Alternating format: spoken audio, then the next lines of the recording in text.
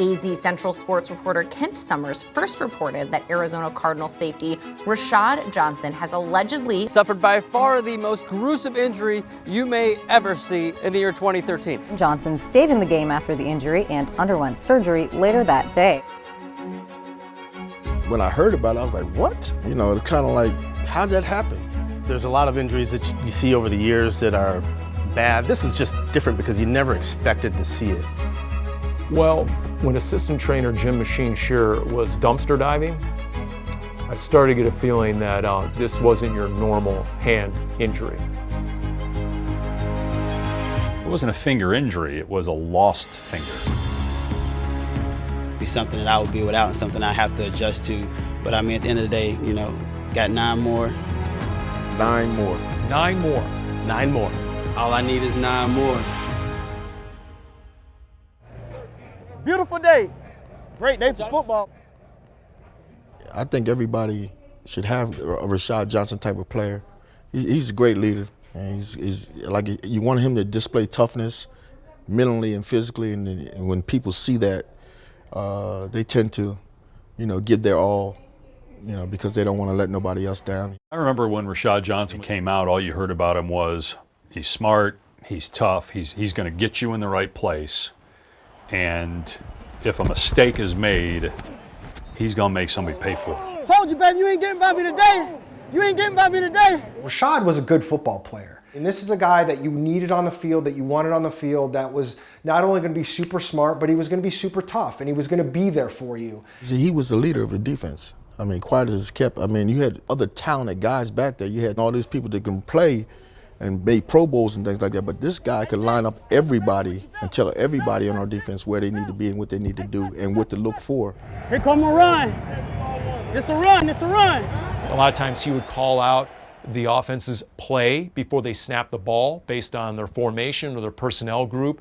He knew what was coming before they snapped the ball. So guys had a lot of respect for Rashad Johnson, not just the player, but the leader and the football IQ that he had out on the field. He's an unsung hero of that defense, and everybody loved him.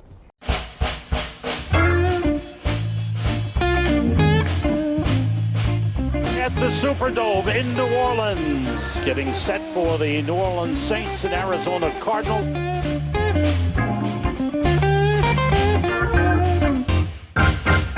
Okay, we moved down to the Bayou, and the Saints didn't get their 3rd win last year until November 5th. Looking at 3-0, facing the Cardinals and Carson Palmer. You know, started BA's kind of career as a head coach. It was early in the season, and I remember Rashad having a hell of a camp, hell of a start to the season, and we're in New Orleans, and everybody's excited. You just dream about the Superdome in New Orleans. You dream about playing in that place. So it's 2013, week 3, headed into New Orleans, Superdome, Sean Payton, Drew Brees, Michael Colston.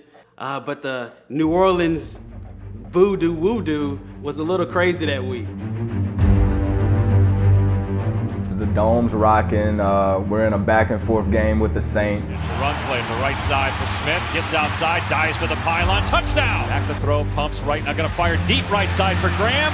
Instead, it's Meacham just behind Graham. He makes the catch for a touchdown. Saints a point away from tying it. We had a lot of guys get injured. Lorenzo goes down, Sam Acho as well, and then myself. During the course of the game, they have Darren Sproles, and everybody that knows Darren Sproles, you know, he's a smaller guy, quicker guy. You're not always going to get a big shot, big hit on him. A lot of times you're going to be reaching. We punt the ball down, and I'm going to cover it. Darren Sproles is the returner. Sproles on the return of the punt by Zaston. He breaks a couple of tackles. I initiate a blocker, and in that moment when I initiate him, I just shed away and go in to make the tackle.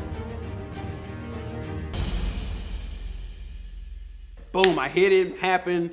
I got up, and it happens a lot. You have a shoulder, and you're kind of just trying to rub it out. Like, my hand was just throbbing. I'm trying to shake it off, but as I'm shaking it, it's like some fire's on the tip of it. Like, what is going on? Everything happened so fast. When it first happened, it was just another guy who got hurt during the game, and we didn't really know the gravity of the situation. You got to keep in mind, we see the game a little bit differently than most people watch the game. We look for rhythm and movement, guys getting up and coming off the field in a regular motion. And when something's off, that's when the first sign that you know that something's different. The pain is getting worse. And I look down, and before I know it, my white glove is fire hot red. It's blood everywhere. I come off the field, just thinking like, hey, maybe I lost the nail. Maybe, something happened there. And before I know it, I could feel my heartbeat in my hand. It's like my hand is beating at the same rhythm as my heart. And all I can say is to the doctors like, hey man, I need some drugs. Like I need something. He's like, well, we have to fully evaluate you before we can actually give you something. And so give us a chance to get the glove off.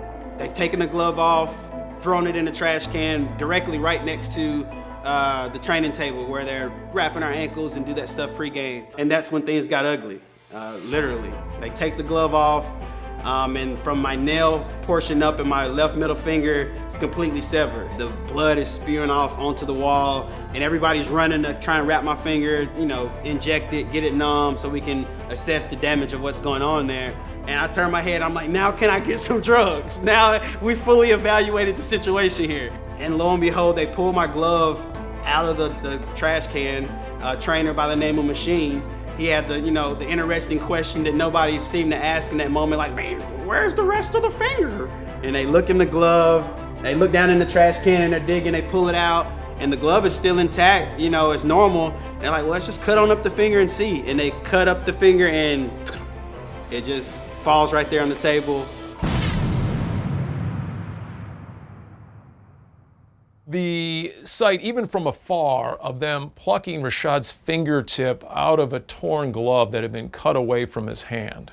Yeah, that was a sobering moment. I mean, that's gross. From that point, he was like, do we put it on ice? Do we not? When he's explaining this to me, he is still doped up. And I remember just literally laughing at him because I kept saying, I was like, hey man, I said, your finger's gonna grow back. I said, tell them not to do anything. I said, it's just like any other extremity on our body. I said, your finger is gonna grow back. But essentially on his DIP, which is from here up, all that was gone, totally straight across, nothing left on his middle finger. I was kind of at that point like, let's just go and let's just shave it back and keep it going. I don't think I want to try and reattach.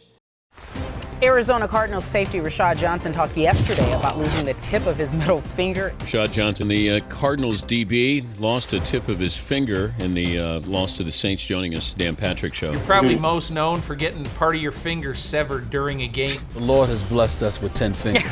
That's for a reason. And I want to hold on to as many of my body parts as the Lord has blessed me with. I don't think we probably even realized like how big of a story it was when you're in that schedule and that routine and the itinerary of always having to be somewhere at a certain time.